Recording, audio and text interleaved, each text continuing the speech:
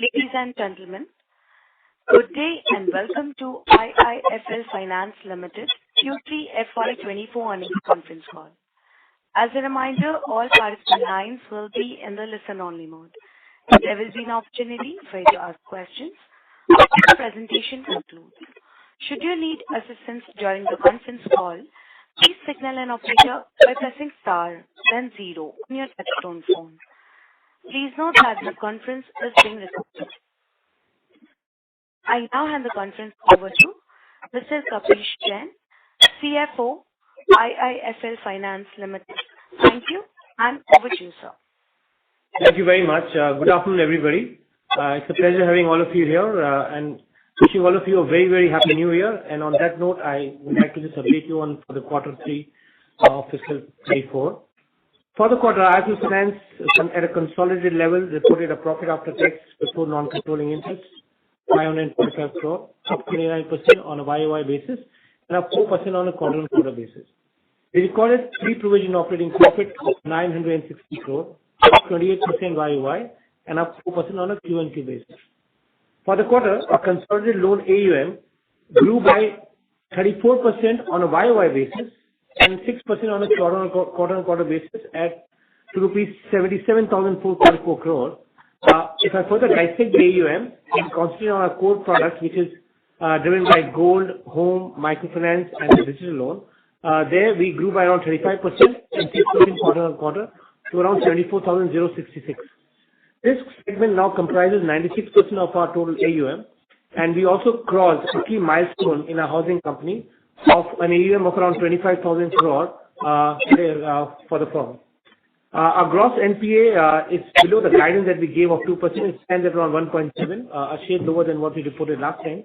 And also our net NPA now stands at around 0.09%, which is significantly lower by around 36 basis points and 20 basis points respectively when you compare the same period last year. With the implementation of the expected credit loss under Ind AS, provision coverage on NPA stands at 151%. In line with our capital optimization strategy, and we've been consistently following that, our AUM under assigned or the co-lending portfolio stands at around 39% of the total AUM. And going forward, we'll see a larger share of co-lending emerging in this number. The assigned loan book stands at around 18,648, up by 17% and 1% on a Q&Q basis. Besides this, there are co-lending assets of around 11,586, which is smartly up by around 103% YOY and 10% on a Q&Q basis. Our quarterly average cost of borrowing increased by 28 basis points YOY instead of the big change that you saw both in terms of MCLRs and the repo rates. And on a quarter-on-quarter basis, it is slightly flat, down by around 4% to 9.07. Up by around 4 basis points. A brief update on our liquidity. Now, during the quarter, we raised 5,046 crore through term loans, bonds, refinance, and around 3,976 crore was raised through extendment of loans.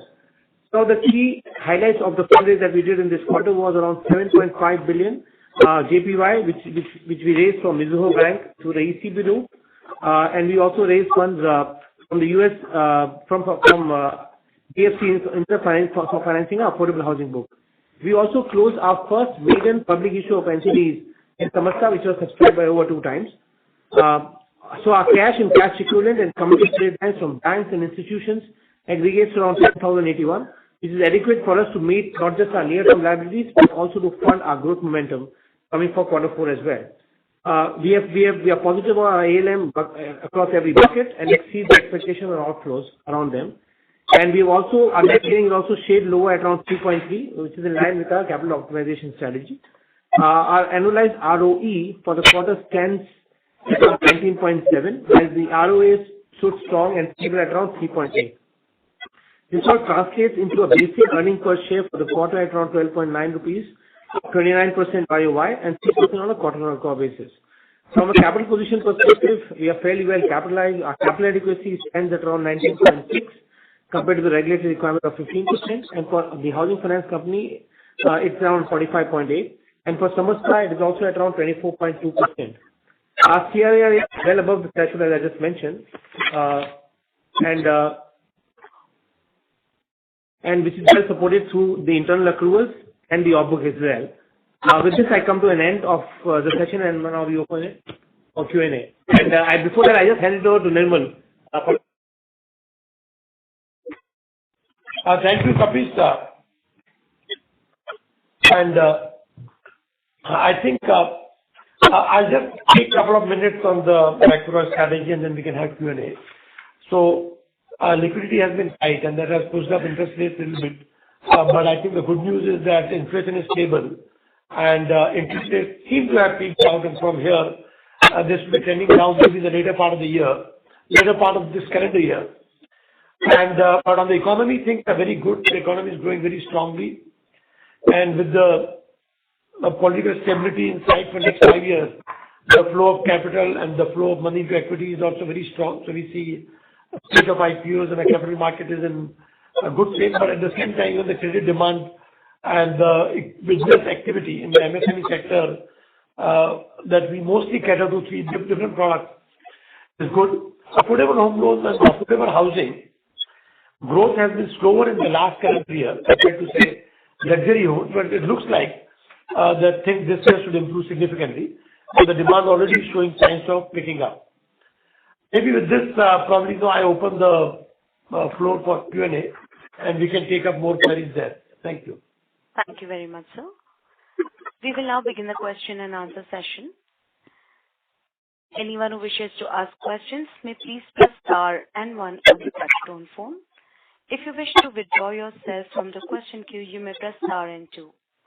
Participants are requested to use only handsets while asking a question. Ladies and gentlemen, we will wait for a moment while the question queue assembles.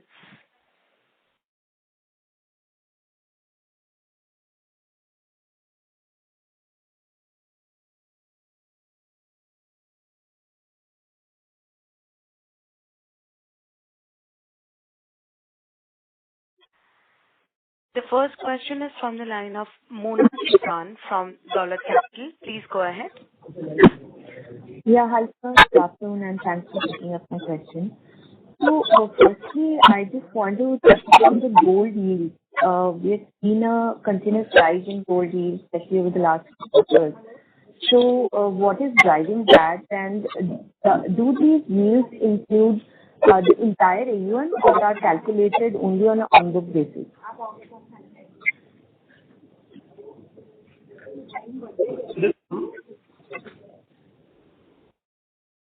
So gold yield is on entire AUM, and that is getting back to the normal level, because as you have seen in the last few quarters, particularly the last year, last quarter, and the second half of last quarter, yields were impacted by some cutthroat competition and teaser schemes which competition had introduced.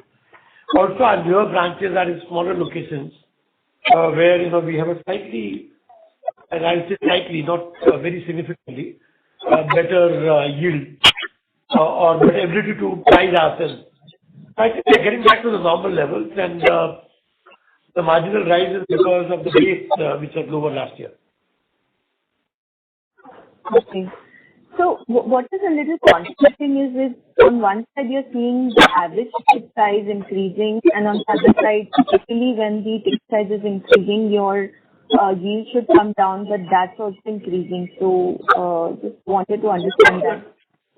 So Mona, ticket size increase is all gold price related. So I would say that broadly what has happened is the gold prices have gone up, and for the same quantum of gold, people are able to borrow a little more. And adjusted for inflation, so there will always be a certain rise year after year, which is more inflationary. But other than, I still, our gold price ticket size at 75,000 rupees is very low. And when we look at this 19% yield, is it for the entire 9 months period or just Q3? Because the charts are not very clear. We see both sides of the chart. Okay. This is for the 9 months, yeah. So from a Q3 perspective, the rise is actually more than 50 basis from Q2 to Q3, if I want to understand. Yeah, it will be in that range, yes. Okay. And secondly, yeah. And also caution that in Q4, the rate yields may moderate by a few basis points, and this again is a little peak quarter in terms of volumes, and competition tends to become intense. So what we have seen in last couple of weeks or last month or so, that again the competitive pricing pressure is coming by other gold loan companies also. Sure. And typically, we have this setup in yields across gold financiers. So just wanted to understand that on average, what percentage of customers typically, delay payments and undergo setup in yields in your case? And if you could also share what's been the trend, say, pre-COVID and now in this percentage of customers. Thank you. So COVID was a little exceptional time period in terms of people needed a lot more loan also. So that is behind us. It's like almost 3-year-old. But what you say is that the increase in interest and because people don't pay in time, that is not very significant in our case. It will be around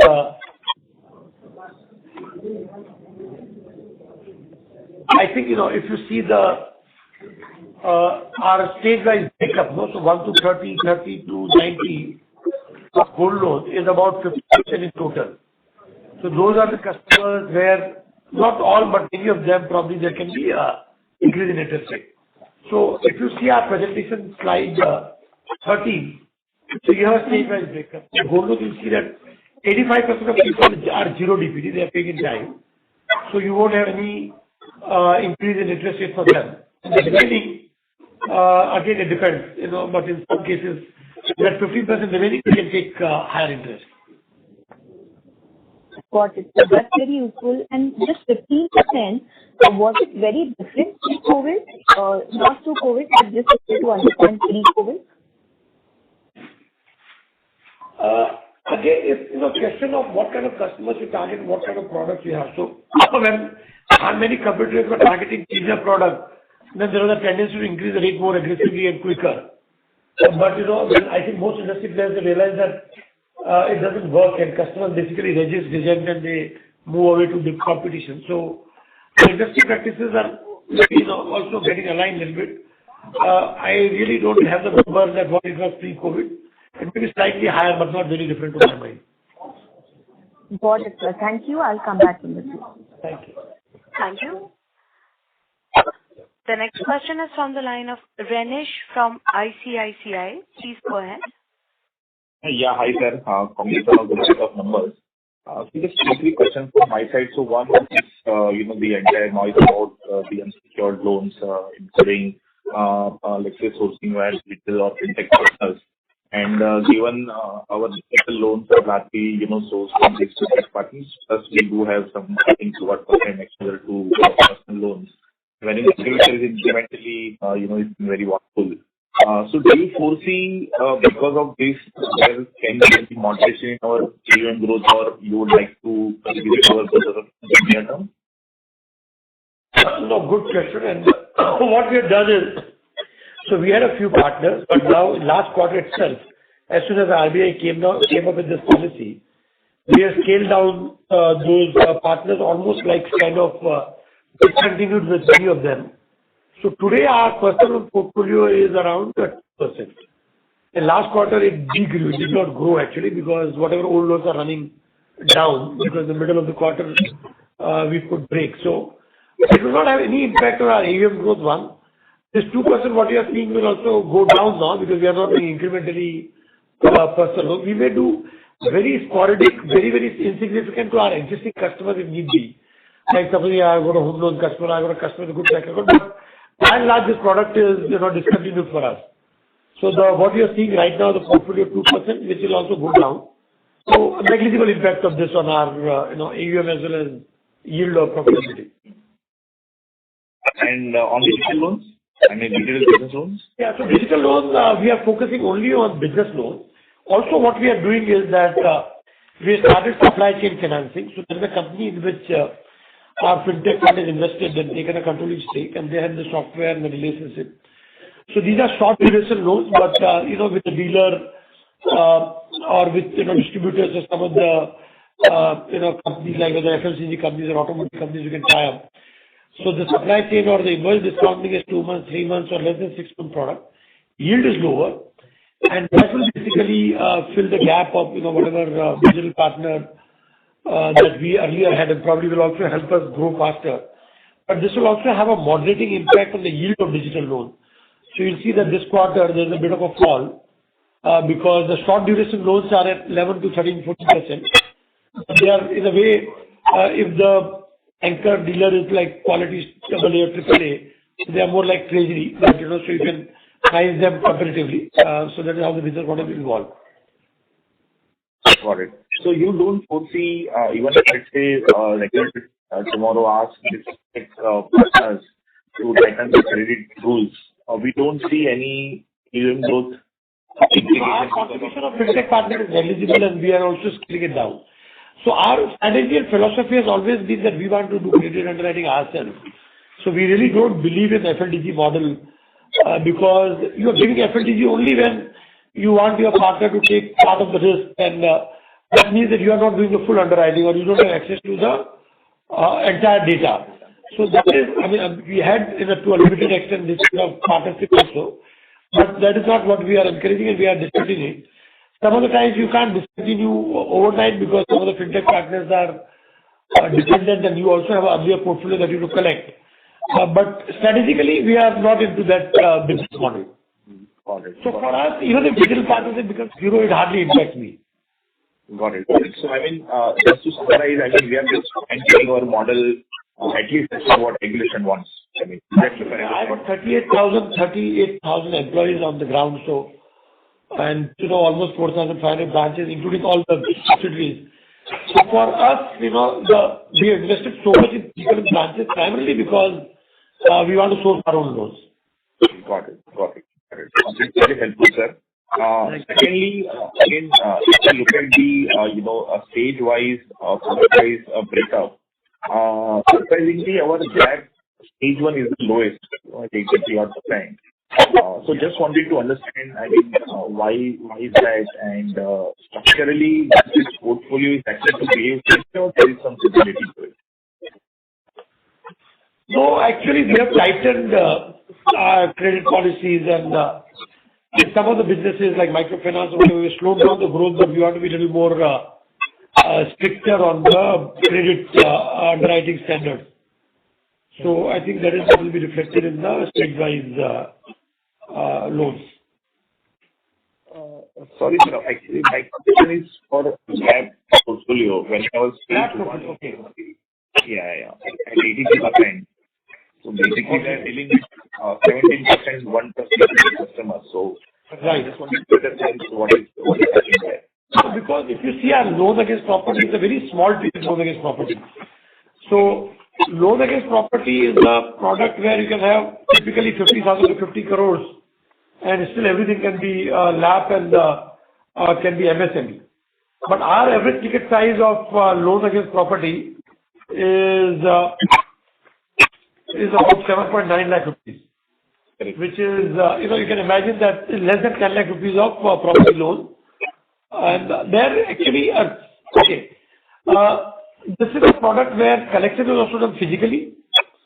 So typically you can have a little higher than the normal larger LAP in the stage 1 and stage 2, but they get collected. So our experience of this product has been fairly good.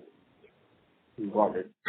So if you see 7-8 lakh rupees of LAP loans, will be tier 3, tier 4 towns, the self-occupied residential property.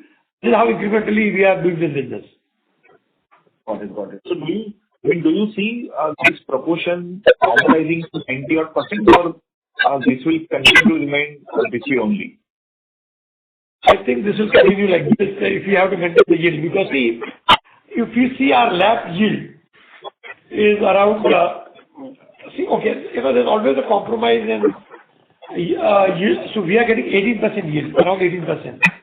So you can do a LAP at 11-12% and have a very high quality of assets. But for our kind of yield, I think it will remain broadly in the similar range. Got it. So just, if I may, last question from my side on the microfinance yield side. So again, regulator in his various commentary talking about MFI lending rates to be on a higher side.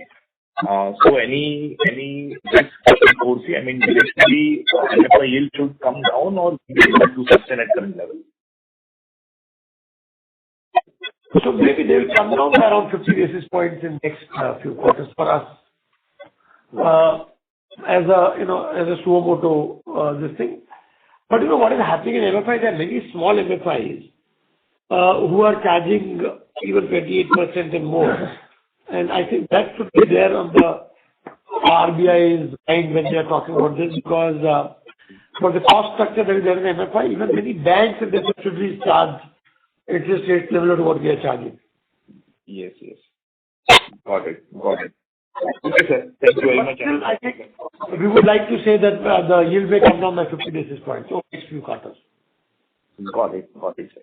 Okay. Thank you very much, sir. And best of luck. Thanks. Thank you.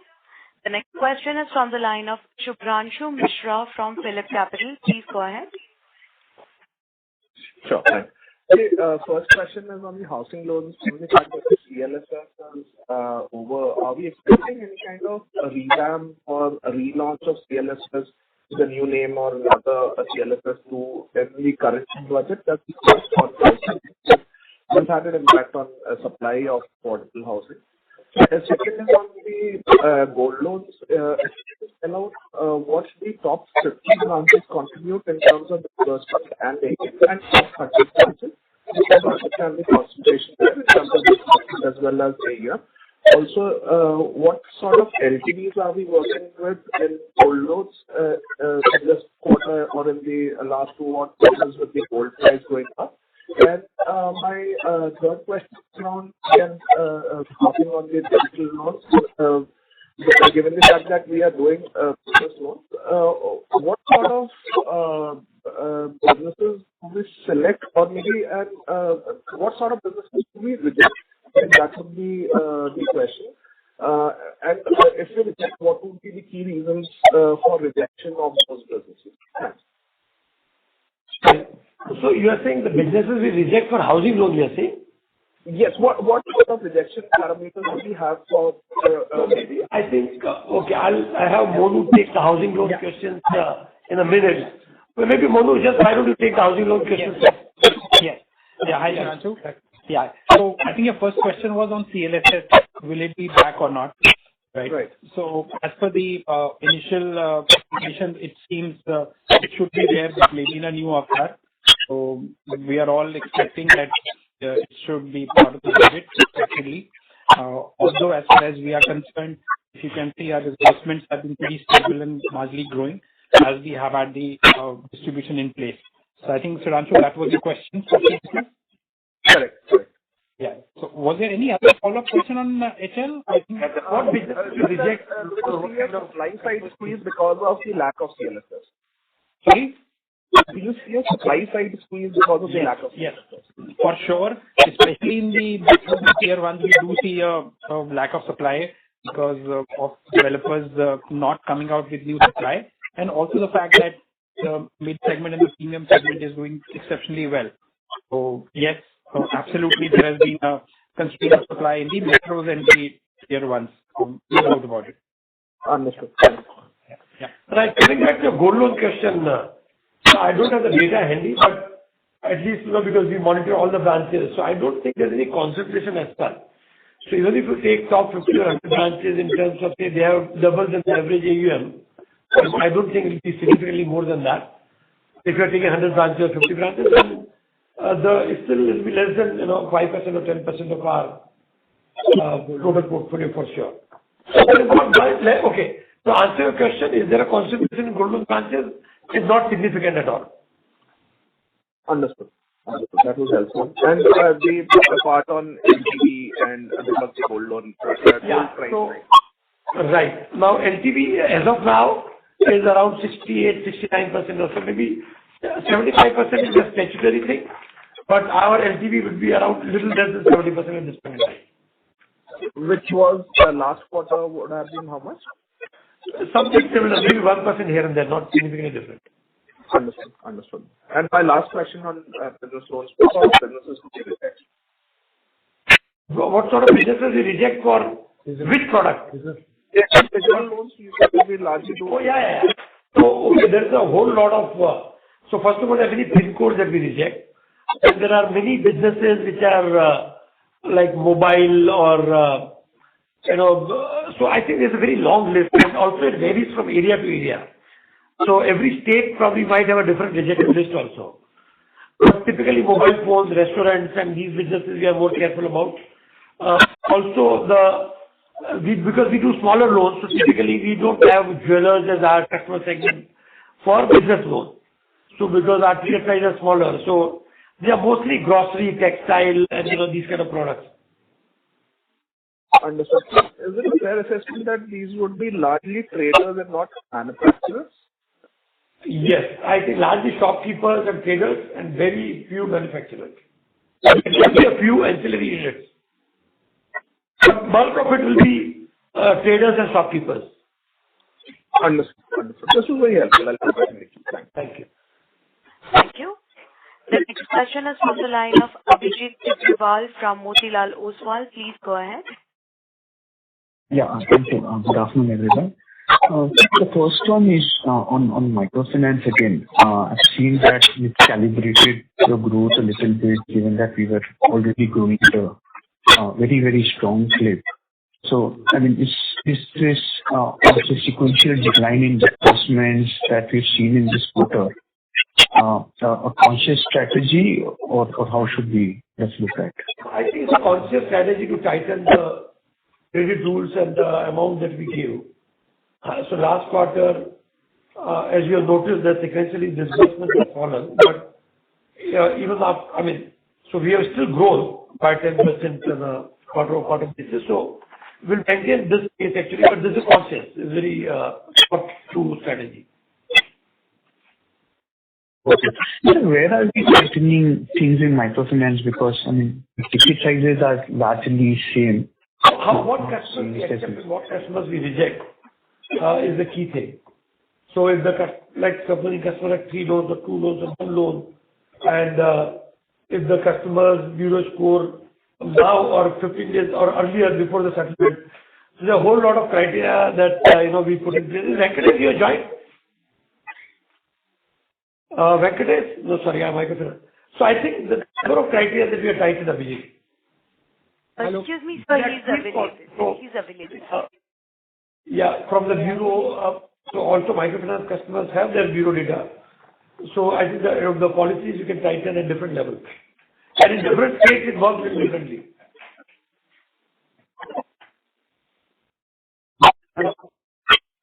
Yeah. Does this answer your question? Yeah.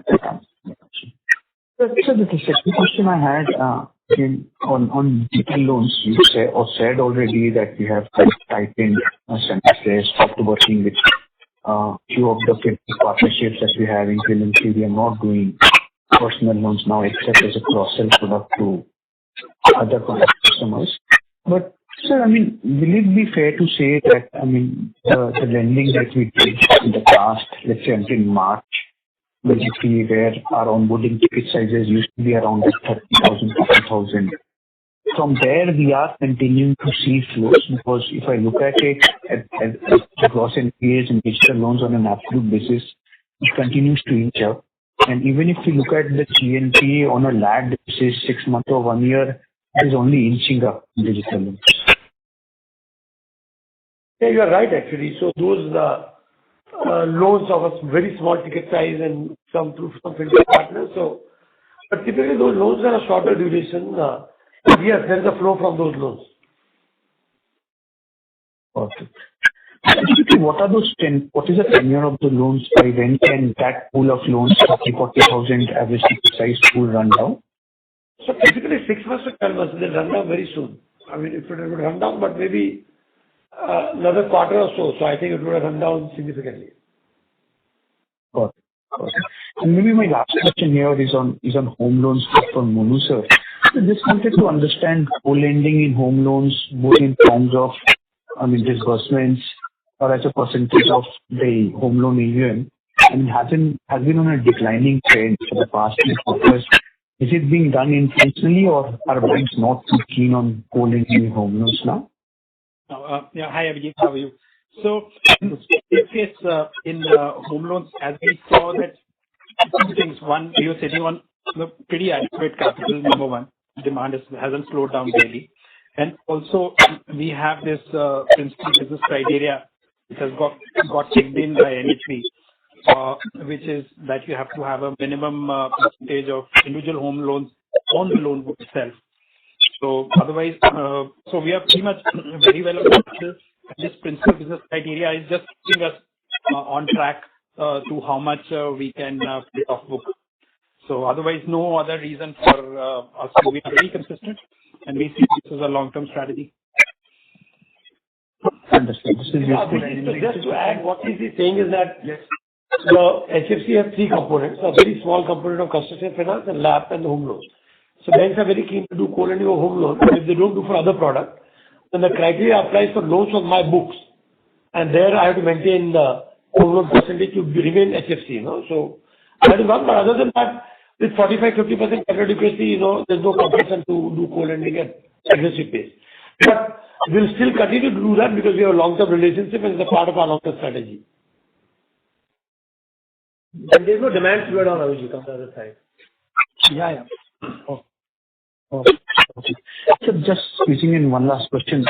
So, we keep talking about, retail products. All retail products are doing exceptionally well for you. The wholesale piece that we have in CRE, wanted to understand how are you thinking about it? While you keep doing the construction finance in the HFC, more from getting more retail home loans, other wholesale book that you have in the standalone entity, are there any plans of running it down? Whatever loans, if at all they are, stressed, and are there any plans of kind of getting into some ARC transactions and disposing them off in the next 6 to 12 months? So, Abhijit, there are two parts of the question. One is construction finance through HFC, which will continue, but typical ticket sizes are small, maybe 30 to 50 crores and there also Modu's preference will be, probably consciously he will look for developers where we can be a priority or a preferred partner to do home loan. So that dovetails into our core business of home loan. Am I right, Modu? That's what we are doing. So the secondly, coming back to the wholesale piece in NBFC, we are looking at, so what has happened is that in last COVID period, the projects have been delayed. The project monitor is good, touch wood, we don't have any problem with any of the borrower as such. So we are looking at various options, and the option may be not to transfer to ARC as such, but transfer to a different entity or sell down, or some of the debt which we have a builder, we convert that to maybe get another builder who can take over the loan also, as they become like a sell of the project. So there are certain alternatives that we are looking at where we can do a bulk reduction of these loans in the NBFC book, and that will help us restore our capital adequacy also, and then again the core strategic focus will remain on the retail that way. So we are looking at some alternatives there, but it's still too early, and if we have something concrete, then obviously we'll communicate to everybody. Understood. So this is very useful. Thank you very much, and all the very best to you. Thank you. The next question is from the line of Anusha Raheja from Dalal & Broacha. Please go ahead. Yeah, thanks for taking my question and congrats on good set of numbers. So firstly on, post RBI, increase in the risk weightage, which entity of yours has seen the rise in the borrowing cost? I don't think it would be home finance, but MFI and this standalone entity. So the borrowing cost impact has been there on all the entities, but yes, on HFC is less, but there is impact, and this is what you see. So I think the impact has been there on all the entities, and the interest rates have gone up a little bit, which is there in our slide 9. No, slide 11, sorry. Slide number 12, you'll see the rate increase impact. So how much has been The standalone has gone up by 12 basis points. Home finance is flat, actually down by 2 basis points. But what you are saying is right. So the home finance remains static. Samasta is up by 11 basis points on a quarter-to-quarter basis.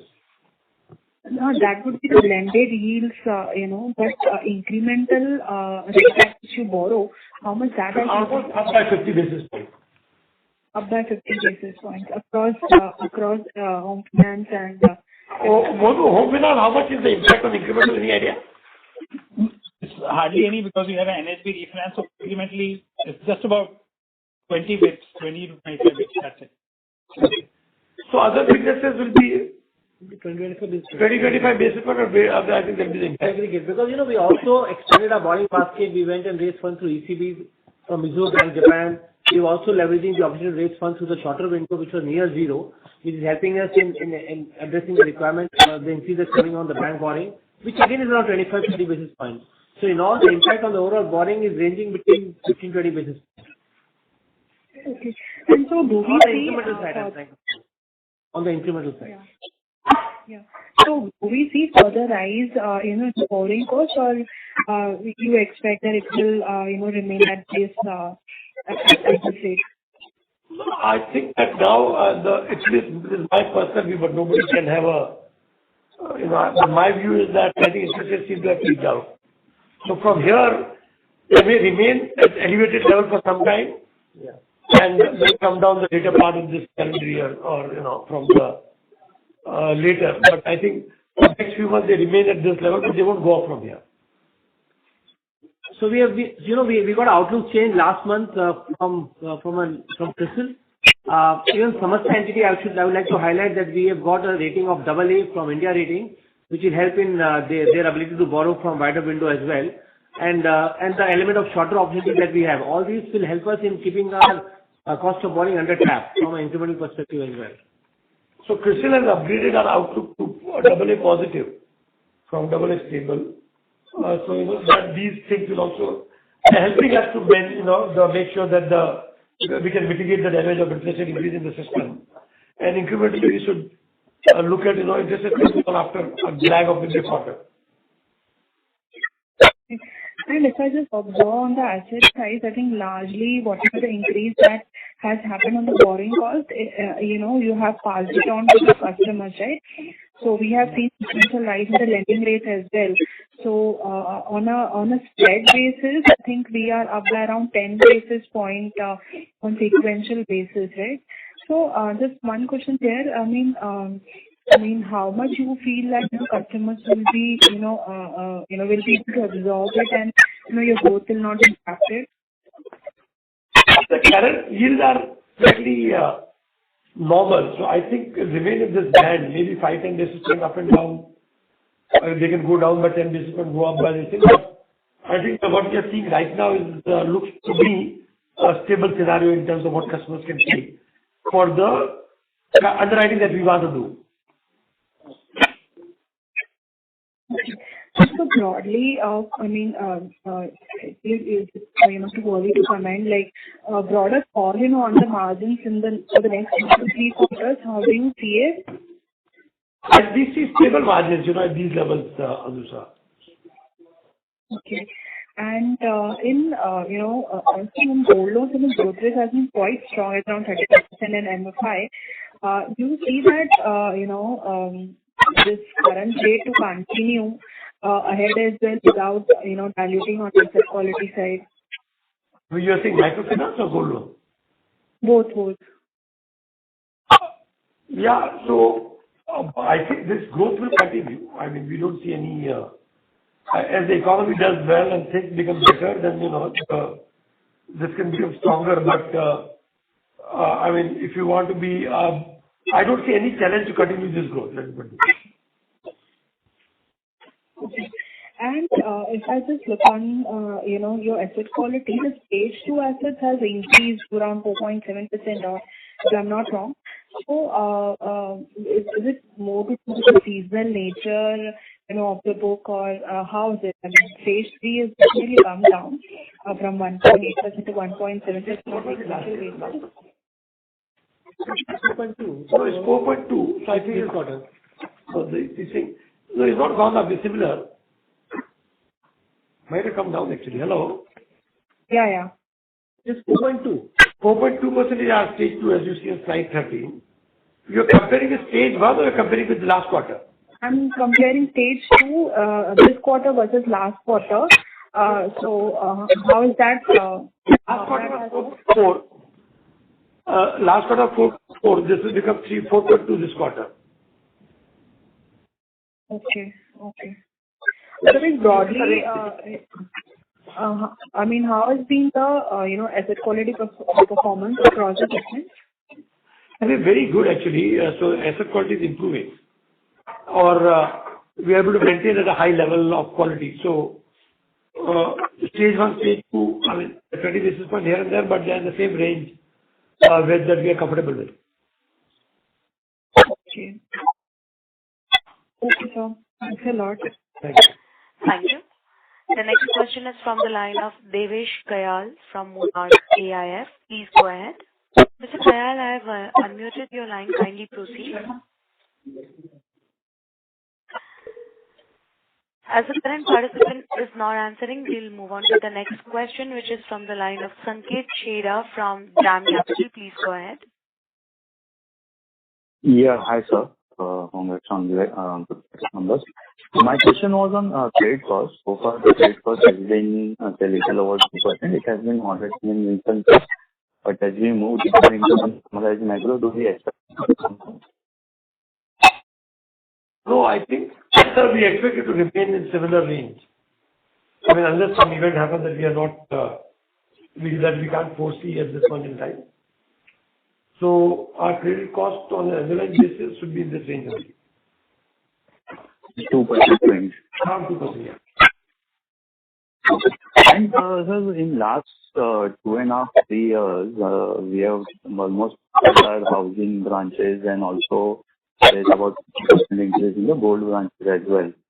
From here on, do we see some moderation in the branch expansion, and what will be the number of branches we look to add on an annual basis? And if it moderates, do we see a possibility of some operating leverage in FY2023? Yeah. So in housing, for sure, there's a pause kind of a thing. Gold loan is slowed down, but we'll continue to set up some new branches. In microfinance also, when there are larger branches, we split them into 2. But to put everything together, the pace will slow down and will moderate. And the operating leverage impact also should be now, in the next few quarters, we should see that. In the last quarter, we stepped up, and maybe in this financial year, we have stepped up our advertisement and marketing campaign, and that has impacted our cost to income. But going forward, I think we should see, that impact coming in the operating leverage also. And last question from my side is that our stage 2 on gold is higher. It has been high in the previous years as well. It comes down materially in Q4, along with a sharp growth also. Now this time Q3 usually is seasonally weak. Do we expect confidence in Q4 on growth also and moderation on the stage 2 as well as gold loan? Yes. Growth comes back, we should see in Q4. The gold loan customers, typically they are in touch with our branch people, and they also know that if they pay back by 90 days, then company is okay with, because it's not NPA. So generally, behaviorally, many gold loan small customers, they let it run for 30, 60 days, 90 days, and they just pay just before time. So some amount of skew in terms of stage 1, stage 2, stage 3 gold loans will be there. I don't, maybe they'll continue this quarter, so there won't be much difference, because as long as you have a gold collateral fully covered, branches are also not pushing customers too much to pay or liquidate, if the trust is in 60 days. So obviously it becomes much stronger, tighter follow-up and control between 60 to 90 days. Sure, sir. Yeah. Talking about the trend, usually by Q3 we have 8 to 10% in Q2, and in Q4 it falls to maybe 5-6%. So that seasonal fall, whether it will continue. I think so. Maybe what you're saying is right, that Q4 where there can be a little moderation in this. Yeah, those were the questions from me. Thank you. Thank you. The next question is from the line of Keith from Pinpoint Asset Management. Please go ahead. Yes, sir. Congratulations on a great quarter. Our first question is on the financials of the standalone entity, which is given later in the presentation. So in the standalone entity, we've seen good growth across gold and digital loans. Gold loans have seen and yields. If I look at the interest income, that's actually declined 7% QOQ. And the net interest income has declined quite a bit on a QOQ basis. Could you just explain that question, please? So in gold loan, in particular, what has happened is that what we were doing earlier, assignment, now the assignment used to have upfront income as per India's accounting. And we are moving towards co-lending. And co-lending income is accrued consistently. So, the incremental, what last year we had assignment and what we have, so the assignment is moving to co-lending, then we see that the upfronted income becomes as a part of that not fund-based income that goes down significantly. Secondly, we have taken fair value based on crystal model, a certain reduction in our in the valuations of the IIFL, and that also is reflected in fair value decline. So these are the things that are impacting the income that you are seeing. Okay, but then the profitability has gone down because this has also been coupled with our increased spend on the branding budget and the advertisement budget. Right. This assignment income, which was upfront, does that get reflected in the interest income line item, or does it get reflected in the non-fund income? So it's interested in the interest income line item and is knocked off from the front end income. Okay, understood.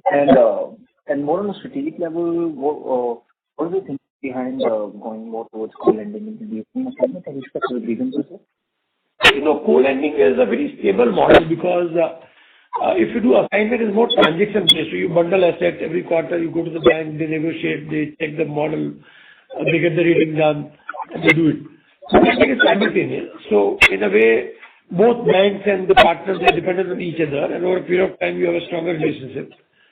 So and co-lending happens at origination. The assignment can happen only after assets are seasoned for 90 or 180 days, depending on the tenure. So co-lending, to my mind, so okay, we want to have mix of it. But co-lending still will become a little more larger or dominant part because it's a long-term relationship. Every day it happens, so you are fairly comfortable with that. Okay, understood. Very clear, sir. Thank you so much. Thank you. Thank you. The next question is from the line of Shweta Taptardar from Elara Capital. Please go ahead. Thank you, sir, for the opportunity. I have three questions. So number one, you mentioned earlier that the margins are looking stable visibly going forward. But what reinforces your confidence given the fact that there is recalibration on MFI portfolio, digital loans are being transferred to regulatory forbearance, and also affordable disbursements are declining. So which are the vectors that you believe will drive stability in margins? That is number one. Number two, admittedly, there's supply shock on affordable housing finance side, right? So can you just throw light upon how are we faring on security measures there in light of, say, presumably inquiries might come down or files that we handle for months? What is the there? And thirdly, so you mentioned that on the microfinance business side, there will be recalibration on yields, right? I mean, and you also mentioned that RBI might come hard probably on smaller players with higher interest rates on 28% not. But then still we are recalibrating both growth and yields. So are we coming from the fact that we are seeing some systemic risk building up, over leveraging of customers? You also quote an example wherein somebody might be having an open loan on cash. Are we seeing that, or maybe you also sense that somewhere due to aggression led by tailwind sector, probably regulator maybe 1.5 years down. I think your voice is a little different. So can you just speak in the... Okay. Is it anyway better now? Yeah, this is better. Okay, go ahead. Okay. So yeah, so I was wanting to know the reasoning on why the recalibration on yields and growth on the finance side. So is it that you believe that the over-leverage of the customer has gone higher, or second, you believe RBI maybe probably 1 or 2 years down the line might again sort of bring the cap of their net interest margin, or the sense that there has been certain markets or geographies which sort of would have heated up for you or for industry in particular? Yeah, those are my 3 set of questions. So Nirmal, may I answer the affordable one first? Yeah, please go ahead. Yeah. Hi, Shweta. So, Shweta, as far as affordable housing is concerned, you're absolutely right. There's been a constraint of supply in the metros and tier 1. I think, Shweta, if you look back our strategy for the last 2.5 years, we have gone more deeper into the country, into tier 3, tier 4 cities. And so hence, what is getting incremental business for us is the deeper geographies. If you see sequentially, in the last 3 quarters, our affordable housing, our housing home loan disbursement has increased it's also gone up from Q2 to Q3 as well. So Shweta, we believe that the kind of branches we have opened, they are yet to reach an optimal level of productivity. So we don't see, although there's slowdown in the metro and tier 1, but it will get offset by our distribution. So I think we should be good as far as the continued growth of affordable housing is concerned. Tier 1 and metro, yes, it's slowed down, but you're offsetting by that. And it's shown in the numbers as well. Yep. And how are we faring on the AUM per employee or AUM per branch? Right. So if you see, we have 2 kind of setup. One which we call as hub locations, other is called as expansion locations. So expansion is basically a very lean model we have, which is very technology backed, and most of these locations are still less than 1 year old. So all of these locations as of now to average out the AUM will come out in few years. But otherwise, as far as the hub locations are concerned, we have about 50 locations, and they constitute almost, as a housing finance company, they almost have about 24,000 crores of portfolio. You can so easily say it's about holding about 500 crores plus portfolio. Right. Okay, that helps. Yeah. So now Nirmal, go the rest, please. Should I answer on the microfinance? Yeah, please go ahead on the microfinance. Yeah. In terms of if you look at the credit cost post, the pandemic has gone up, and subsequently our pricing was slightly calibrated because of that. But if you look at this quarter onwards, we have reduced the prices by 50 basis points. And also, if you look at it in terms of the growth, we have been a little more cautious in terms of how we have been growing business in certain pockets and all those things. As such, there's not been any things. We just wanted to make sure that we are taking the cautious approach in terms of how we have been growing the business over the last 1 year. And given the new regulations which came in about last year, and the new the loan, the overall 60%, if you look at our credit bureau thing, has gone up also substantially. Okay, that's a fair point. And the last question on the metros to credit margin is the higher yield portfolios are sort of getting recalibrated, my understanding. Hello? Can you come again, please? Sorry. So what are the vectors for margin stability? What reinforces your confidence in the belief that all the higher yielding products are sort of getting recalibrated, especially on the yield transfer, digital loans, affordable disbursements declining, microfinance yields slightly coming down. So what gives us confidence in margin stability ahead? Yeah, but if you look at our, we have also substantially brought down on, especially with respect to microfinance, we have brought down our OpEx is on a downward spiral, and also we are also looking at borrowing costs also has come down with us to microfinance. So we will be able to maintain the NIMs. Okay, and even Concall across the NIMs should be maintained, right? overall book. Yeah. Afish, can you come on this? I'm so sorry. Can you repeat? You're guiding stable margins, so how do we take that into what reinforces our confidence on stability margins going forward? Correct me if I'm wrong, most of our high-rating products are getting recalibrated on the yield front. So what is the confidence on margin stability ahead? Okay, so there are, one is that they're getting recalibrated in a very narrow band. So it's not that there's a significant impact on the product and the interest margin one. Secondly, if you see that the growth that we have, like in microfinance, even after slowing down, was 7% quarter last quarter. So it's around 30% growth is something which will maintain. So it's not that growth is slowing down to a negative level. Secondly, as the mix of, so if you really see last few quarters, then the mix change, which is, so we have a home loan which is a low yielding product.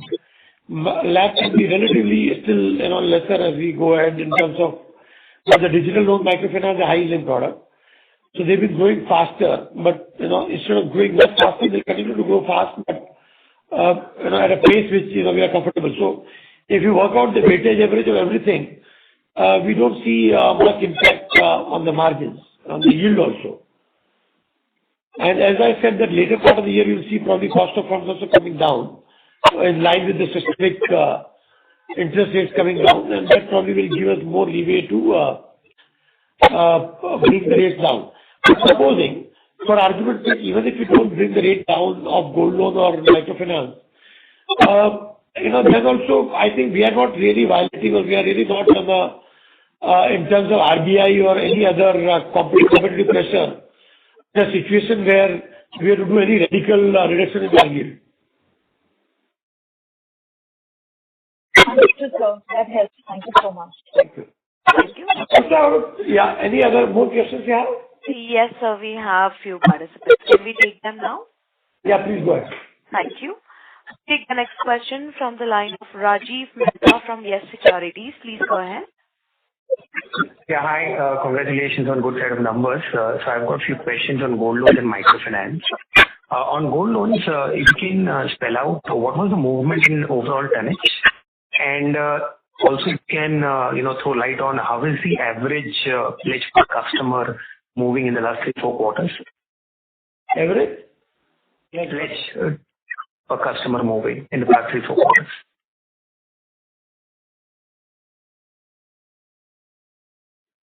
So the pledge you can work out based on the LTV, as I said.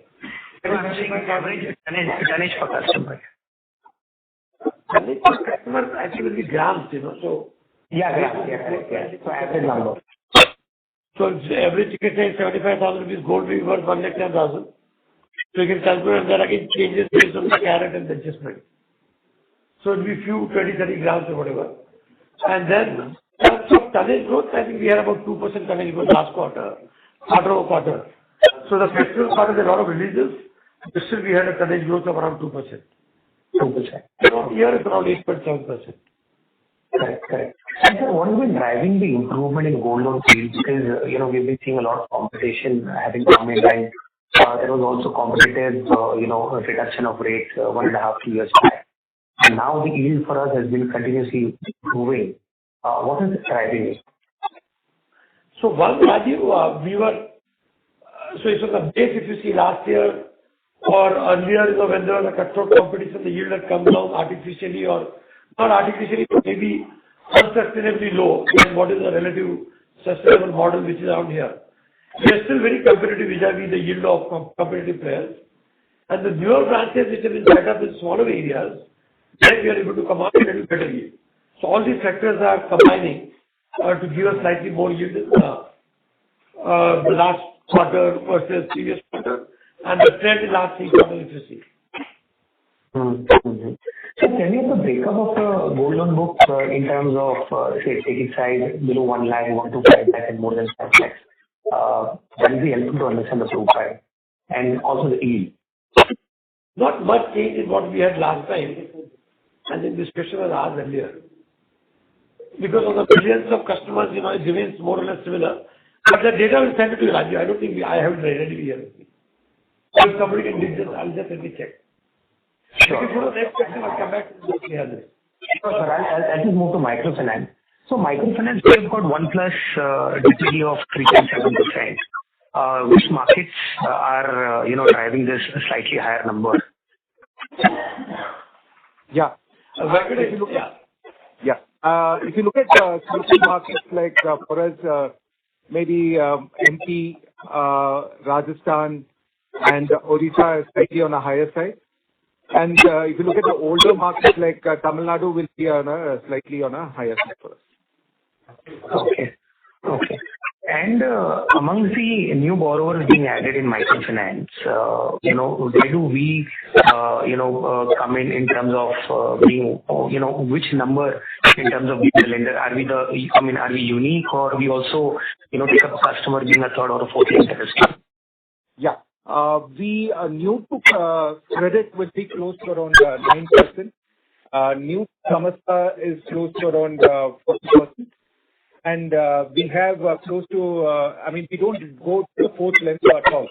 We have, one of the things, if you looked at why our growth is thing is we recalibrated and we are not looking at this over-leveraging of customers and all that. And we don't want to be the fourth lender in the thing. And in some of the cases, we are okay with giving higher ticket size to our existing customers who have been with us for a longer time and looking at customers who have been borrowing from multiple borrowers. Okay. Just lastly, wanted some more color in terms of Nirmal sir spoke about recalibrating, calibrating underwriting in MFI. So one was the aspect of not chasing a borrower and becoming a lender. These are the other aspects of what we've changed in terms of underwriting or customer selection in MFI. Yeah. We have looked at very geographic specific things, how the market is playing out in a couple of these geographies. And certain geographies are slightly, if you look at the borrowing levels, have been and overall economy in those places have been supporting. So we normally slow down in certain geographies and things. And we take a call on time-to-time basis. If you look at if the rains are not sufficient or something, we look at it in a different way. Once things are better, we go back and see more traction in those geographies. Sure. Thank you so much. First question that has come through social media actually. So it's about the AIF provisioning and the RBI norms that have come for that. So we had certain units in our HFC which required provisioning, and we have done the full provisioning for that. So the 900 crore portfolio on our book of our loan AUM of 77,500 crores and our loan book, which is close to around 47,000 crores, is not very significant. That is one. Secondly, we have taken some provision, as I said, in the fair value of the units in this quarter. And this AIF is only for 3 years. We're coming to an end in the month of June, 9th June or maybe some set date, but in the month of June of this year, where we expect it to be closed, liquidated, or completely distributed. So I think I don't think there's a serious concern from the way our numbers will impact the numbers of our capital or the provisioning or income.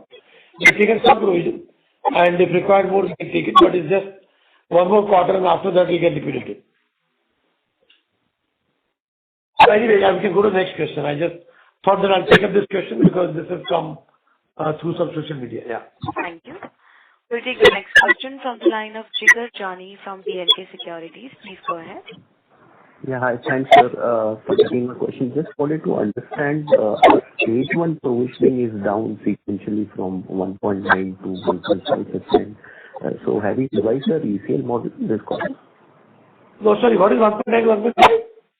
The provisioning on stage 1 assets, which was in Q2 1.5%, 1.9%, has come down to 1.5% this quarter. So have you revised the ECL model this quarter?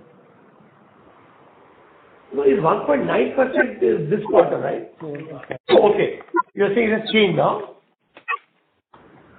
Okay. So maybe I'll have to check this. Where has this changed in terms of the stage 1? Or is there a weighted average?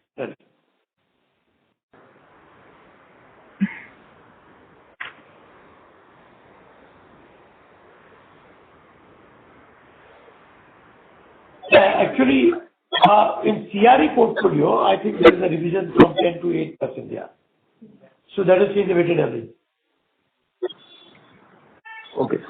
So these are all based on the actual performance of the assets, they work out of the numbers. But what we have done is, we have increased stage 3 provisioning from 44 to 49.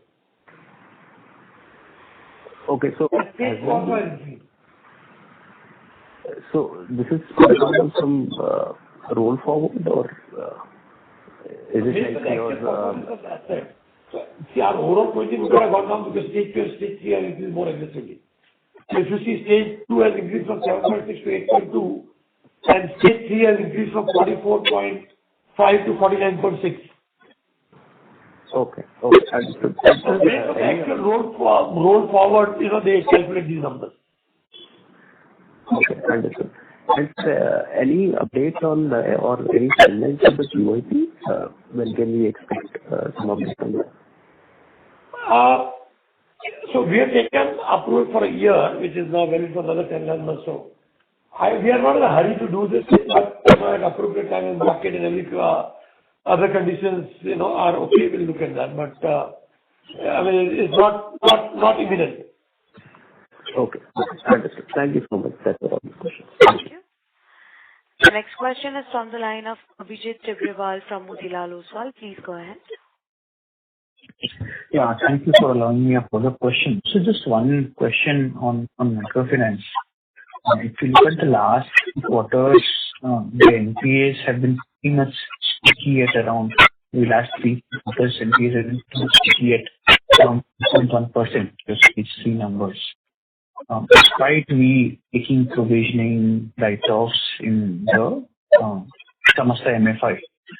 So, I mean, why is it that we are still seeing kind of incremental continuous flows in microfinance when, I mean, if I look at all the other NBFC MFIs, COVID pain for them is largely over. I recall we've done some amount of restructuring.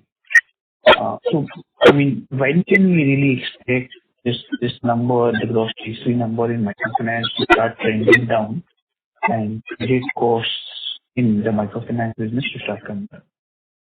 Yeah. In terms of, if you look at the provisioning in the stage 3, it's gone up from 63 to 80%. And if you look at also, if you look in a couple of places, there have been some kind of a thing, but all this has been evened out in terms of how the book is performed. And in the last 4 quarters, it's on a downward spiral. And loan book also is on a similar level, actually. Yeah, I think you said the stage 3 is 2%. So I think we need to compare this with the industry players to figure out whether stage 3 2% is the normal or is below or higher than the other peers. Vijay, if I may add, we can discuss with you separately. If I compare my lagged NPA numbers over the last 4-5 quarters, they've been smartly coming down there. And we did those computation yesterday itself. It's not with me handy, but that's why you see that the lagged NPA, which is the right measure, has been showing improvement. Understood. Got it. This is useful. Thank you. Thank you. The next question is from the line of Shubhranshu Mishra from Phillip Capital. Please go ahead. Hi, sir. Thank you for allowing me a follow-up question.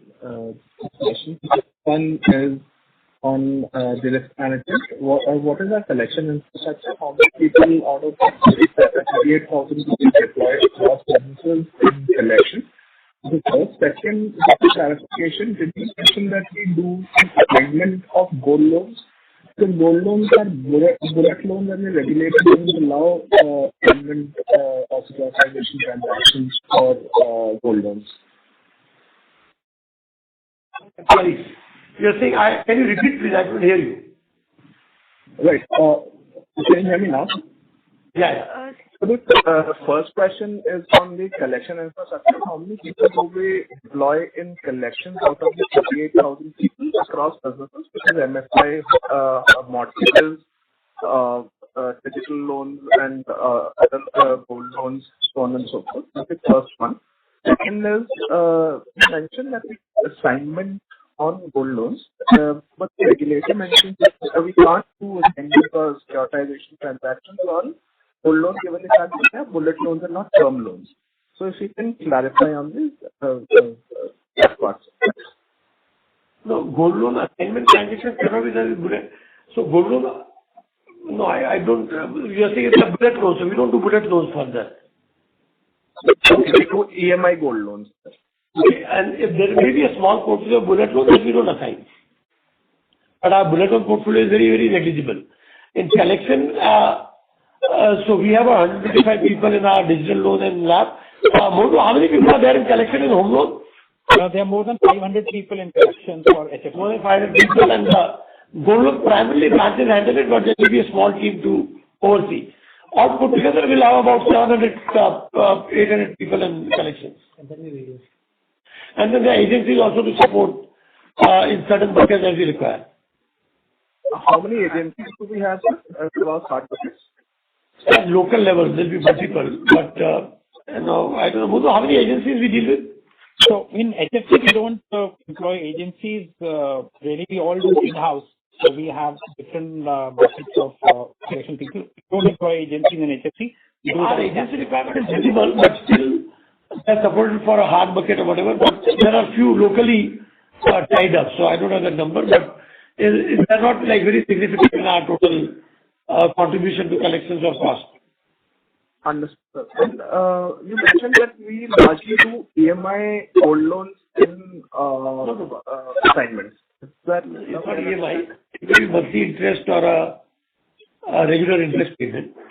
So the bullet loans are so gold loans. What we do? Okay, they're not really EMI, but interest is paid on a monthly or quarterly basis. So, no, what is written on the customer loan sheet, sir? Is it a bullet repayment loan and we are collecting the interest on a monthly basis? So this is how we define it as a monthly interest loan, or have we told on the customer loan sheet that it is a monthly interest loan? No, customer loan sheet very clearly will say it's a monthly interest. Okay. So just a customer will always have option to change the loan, if they want to, but otherwise written very clearly. Right. So just counter-intuitive question to this. So if we are doing it for monthly interest, then the interest would be, yields would be yield diluted, right? If we are collecting on a monthly basis rather than doing it on a bullet loan basis. But our yields are pretty much closer to the other gold loan NBFCs. No, if you see okay, there are two things, that how fast you grow various branches, but other gold loan entities have higher yield than us. What you are saying is right, that if you try and accumulate it, then obviously you can command higher yield because of the way IRR works, and you can charge a penal or higher rate of interest, but our yields are lower than many other players in the industry. Sure. Maybe I'll take this offline. So thank you so much. That's all. Thank you. The next question is from the line of Anusha Raheja from Dalal & Broacha. Please go ahead. Yeah, thanks. Just on this AIF exposure only, how much was the provision that had come in this quarter? So this quarter, incrementally, we had done 40 crore provision in our NBFC and in our HFC.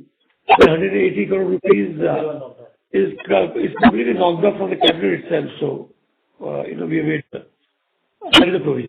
And there was 10 crore provision done last quarter also for the year. Sorry, say that again?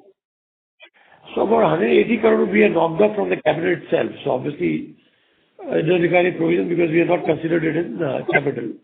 And other than that, we have another 50 crore rupees of provision. Okay. And how much would be pending part, or you have fully provided in this quarter? No, we don't have to fully provide it. It's not that these assets will become zero and this thing, but as I said that we have complied with the guidelines. So one is that the guidelines basically were that the receivables which are transferred in last 12 months. Now our AIF has been there for 2.5 years and we have not transferred any new receivables. So these receivables were transferred 2.5 years ago when AIF was formed. So really that particular clause of the circular is not applicable to us. Okay. Okay, sir. But still we are conservative, we are trying to make adequate provision for this. In case of liquidation or in case of closing down of the fund. Yeah. Thanks. Thank you. And Abhijit, if you are still on the call, our actually lagged NPA is down by 40% to what it was in March. I'll discuss with you separately, but MFI is actually showing improvement in the lagged NPA. Thank you very much, sir. Ladies and gentlemen, that was the last question for today. I would now like to hand the conference over to Mr. Kapish Jain for his closing comments. Over to you, sir. So thank you very much for joining this call and for a very interactive conversation that we had. We're happy to take any further questions, queries, or anything that you want to understand further. You can reach out to our investor relations team, or you can also connect with us separately for any conversation that you wish to do. Thank you very much. Thank you, sir. On behalf of IIFL Finance Limited, that concludes this conference. We thank you for joining us, and you may now disconnect your lines. Thank you.